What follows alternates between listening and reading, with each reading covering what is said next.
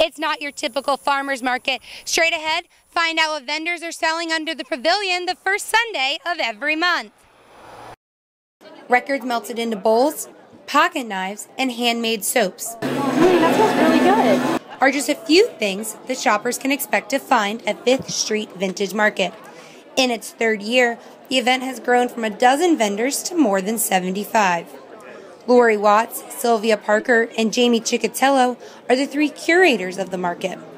Ciccatello says it all got started by wishing there was a way to trade vintage materials. So we were talking about how we wanted a vintage market because if you go to a farmer's market, we don't sell fruit or vegetables, honestly, and then we also don't sell art.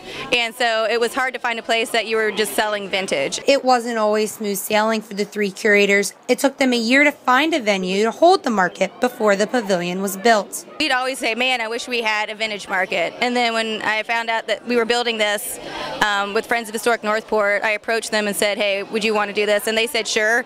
And then from that to where we started was maybe 6 months. Vendors offer original vintage goods and unique items made from repurposed vintage materials. Ian Williams is a regular vendor selling items since the vintage market's first event.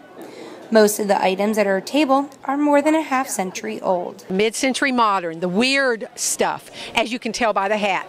I don't do normal, traditional, I do weird. Williams says mid-century can even include things from the 1970s and 80s, which is exactly what shopper Cameron Strother was looking for.